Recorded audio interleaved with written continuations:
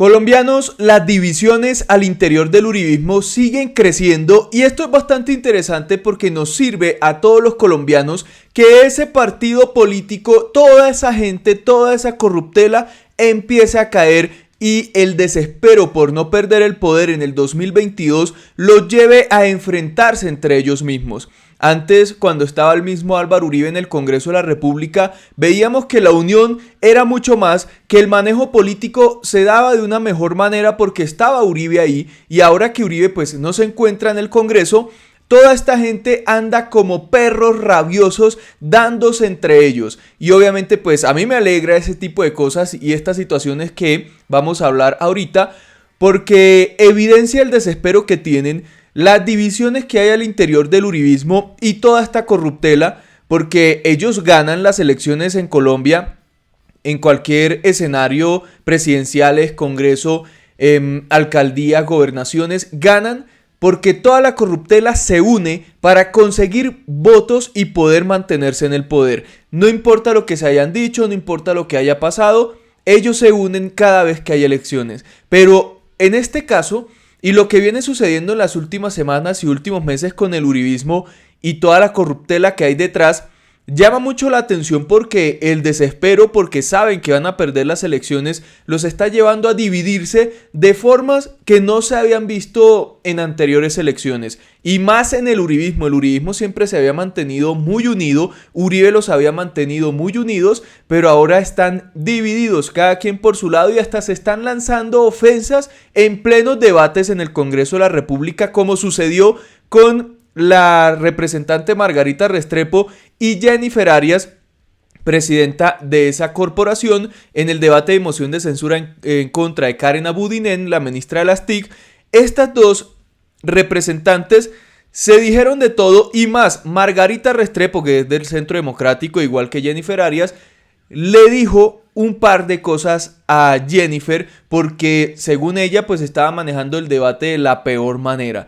Esto lo dio a conocer el congresista Inti Asprilla, quien pues habló sobre este tema y explicó qué fue lo que pasó, porque publicó también un video. Vamos a ver, que no se puede leer aquí muy bien lo que dice, pero dice: el debate de control político al que se enfrentó la ministra Karen Abudinen en la Cámara de Representantes estuvo tan tenso que incluso las fuerzas de un mismo bando se cruzaron durante las intervenciones, es decir, los del Centro Democrático. Fue el caso de Margarita Restrepo del Centro Democrático y Jennifer Arias, quien le había dado la palabra a Inti Asprilla, y por eso Margarita Restrepo se molestó tanto y llevó a que se dijeran de todo. Y miren la piedra que le dio a Margarita Restrepo. Esto es interesantísimo.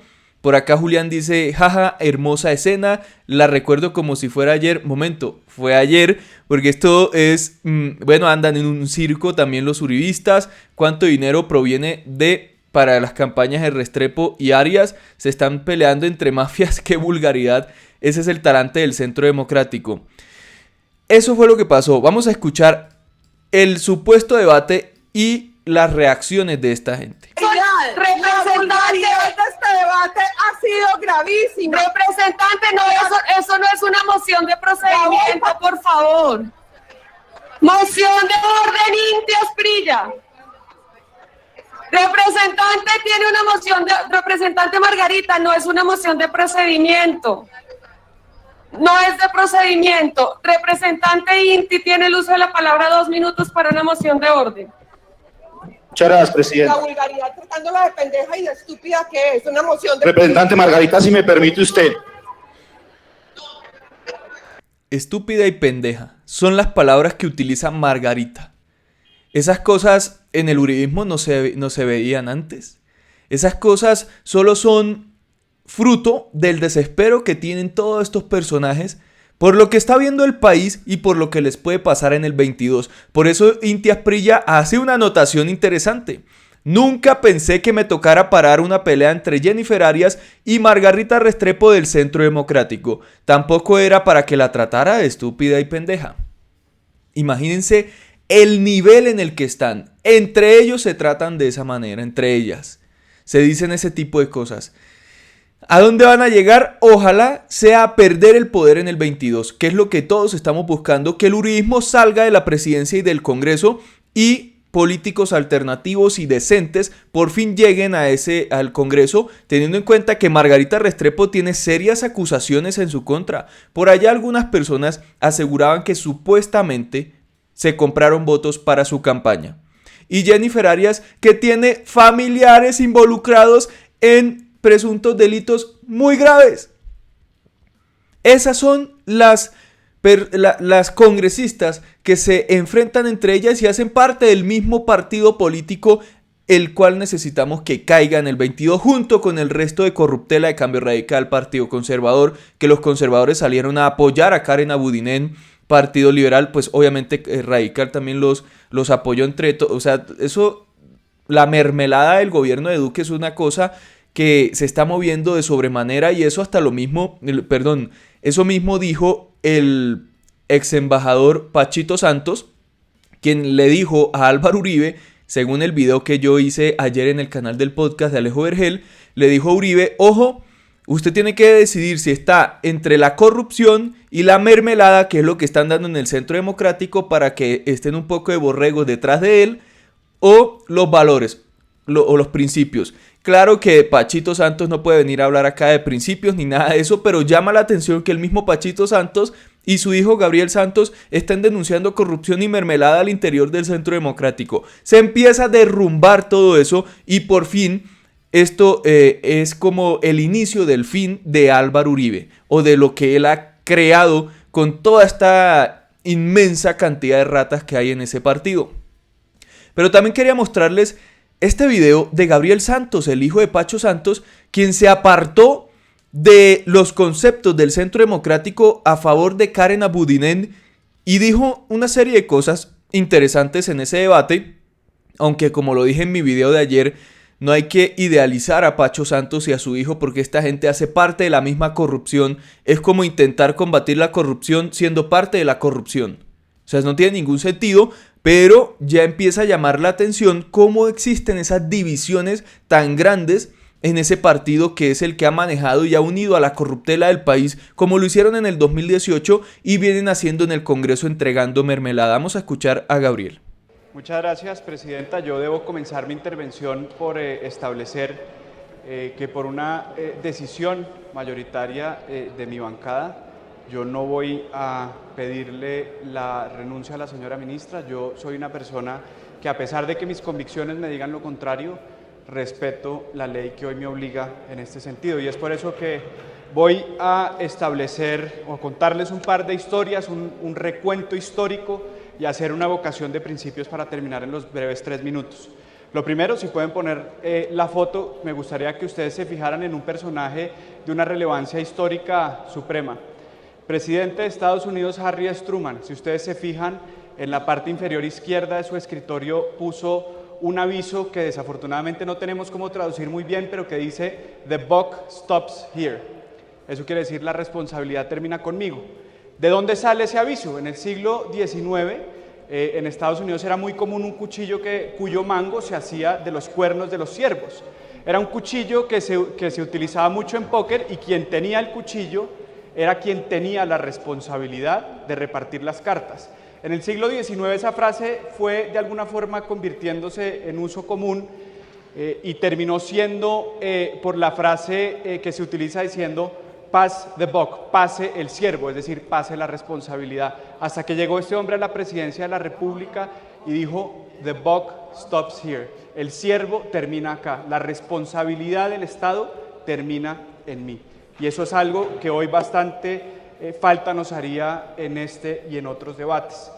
Una vocación de principios breve. Yo creo que la política se puede ver desde 2 sentidos: la política de los símbolos, de los logos, o la política de los principios. La primera, la política de los logos, es una política sin correlación con nuestro electorado. Es una política de ejercer el poder por ejercer el poder. Es una política donde ayudamos a esas personas que comparten nuestros logos, incluso si contravienen nuestros principios. Es una política donde no tenemos correlación con nuestro electorado. Es una política efímera, es una política que no perdura. Por el contrario, la política de los principios es la política que nos lleva a lo que hoy estoy haciendo yo acá, a recoger esos principios que hoy tantos de mis electores me exigen que le diga al país que no estoy de acuerdo con unas actitudes a pesar de que una decisión jurídicamente vinculante me impida llegar a una conclusión. Es una política que perdura, es una política que permanece en el corazón y en la mente, no solo de las personas que nos eligieron, sino de las personas que hoy exigen que nosotros llevemos a cabo un ejercicio de responsabilidad política. Y yo hice una promesa cuando entré a este ejercicio, y era que cuando saliera yo quería poder mirar a los ojos a mi esposa María Claudia, a mi hija Belén y a las personas que votaron por mí. Y es por eso que hoy yo tengo que elegir la política de los principios por encima de la connivencia de los lobos. Por último, una reflexión de por qué es tan doloroso el hecho de que este contrato haya salido de la forma en la que salió, y es muy relevante porque las cifras salieron esta semana. El índice de pobreza multidimensional hoy nos dice que la falta de conectividad en la Colombia rural nos ha costado puntos de pobreza.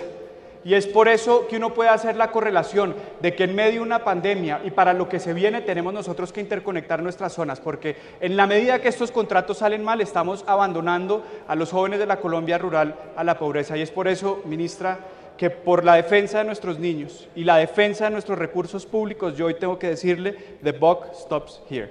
Gracias, colegas. Yo no le creo mucho. Sí llama la atención esas divisiones que se están creando en el Centro Democrático y es pues la esencia de este video, pero yo no le creo a este tipo de personajes. Ahora sí les está dando por luchar por la Colombia profunda, por el sector rural, ahora sí, después de años de estar en el poder o de ya finalizando su cargo en el Congreso, ya terminando su periodo, perdón. Ya ahora sí van a luchar por los colombianos, ahora sí votan en contra de la ministra y ahora sí piensan en el sector rural, ahora sí van a trabajar por el país cuando llevan décadas con su papá también gobernando este país y manejando diferentes temas en donde ha estado Pachito Santos.